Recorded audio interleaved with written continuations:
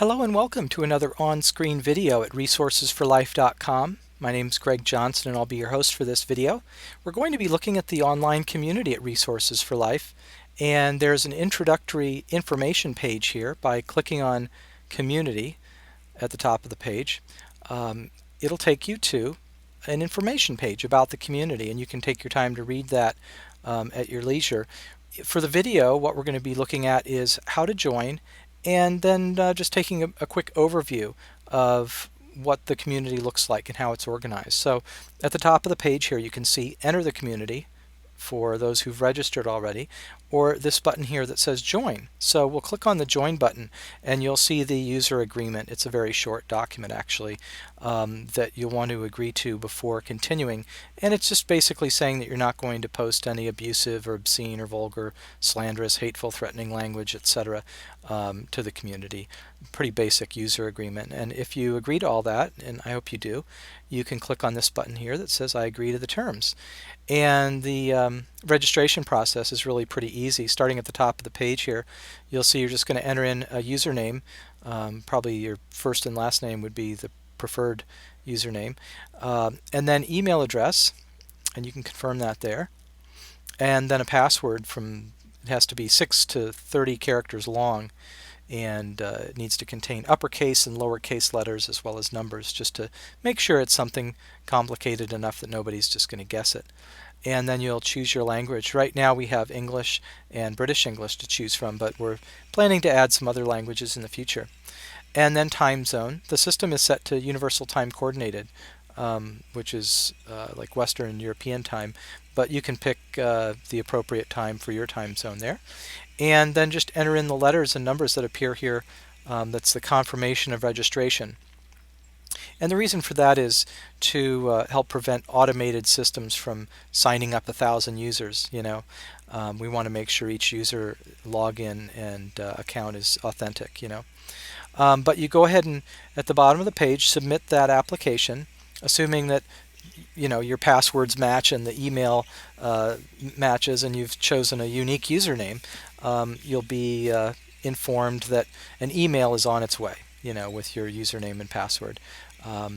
The requests to join are processed manually, and so it might not happen immediately. It may take a little while for your request to be processed, but be patient, and you should get a login and email confirmation in the email. Once you have joined the community and you have your registration, from the community information page that I showed you earlier, you'll see, as I said, the Enter the Community button. And when you click on that, it'll take you directly to the community. If you've not yet registered, you'll notice that the time is probably not your local time, unless you live in London or someplace like that. So that's one of the advantages of registering and then logging in using your registration. But once you've registered and you have your username and your password, you can go ahead and enter that in by clicking on Login, or at the bottom of the page you'll see a place to log in. And you may want to check this box if you're on a personal computer that only you have access to. You can say log me in automatically each time I visit. And then just click Login. So I want to keep this video kind of short, and I'm just going to give you a brief overview then of, now that you're a member, how do you navigate through the different areas of this online community. And we're about 4 minutes into the video right now, and I want to wrap it up in under 10 minutes. So what you'll see here in the upper left hand corner is the board index. This is the home, essentially, the starting point for everything. And then further down the page you'll see different categories, different subject categories that the community branches out into. You'll see finance, career, relationships, that type of thing. There's some categories of information that really impact every area of life, and so those tend to fall under effective living. And just to give you an example of one would be, let's say, the Small House Society. I'll go ahead and click on that link. There's a direct link to that subgroup here. And at the top of the page then you see Small House Society, and you see how we got here too. Up at the top it says it's from the main page to effective living to housing, and then the Small House Society fits in under that way. And the reason for putting Small House Society under effective living is because when people start living smaller and simpler, it has an impact on every area of life. It positively impacts your finances.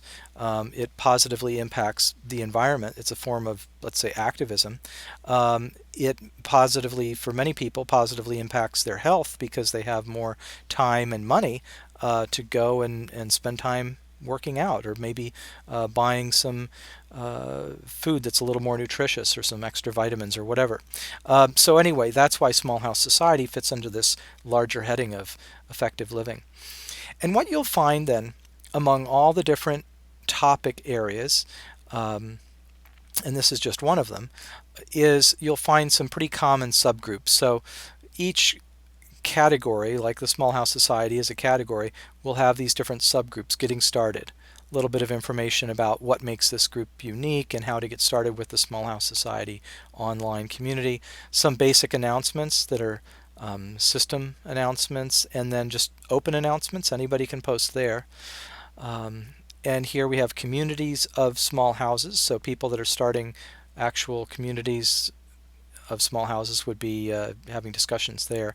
Designers and builders are in this list, so I'll click on that just to give you an idea of what this is. So under designers and builders, we may have new topics being posted. Here's a person with a question about a certain home design from one of the manufacturers, and we can click there, and here the person's saying, I'm interested in hearing from folks who've built and live in the XS model, etc.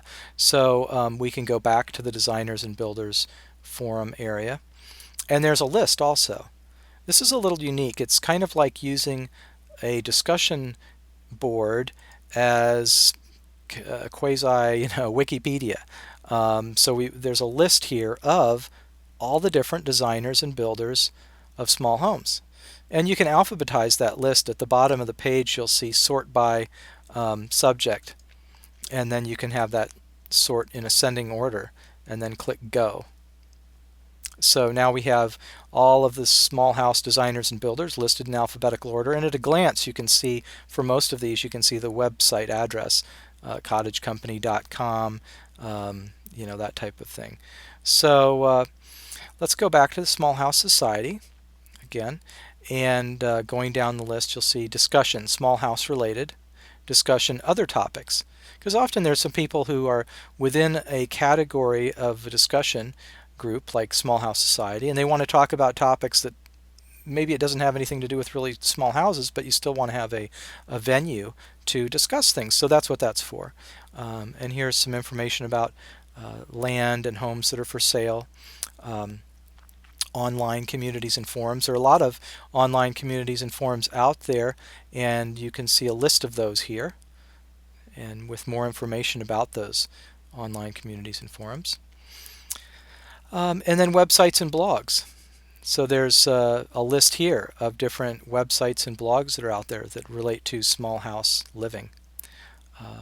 So anyway, that gives you an idea of how these groups are organized, the Small House Society being one of them. And below you can also see there's some other categories that are relevant, like energy.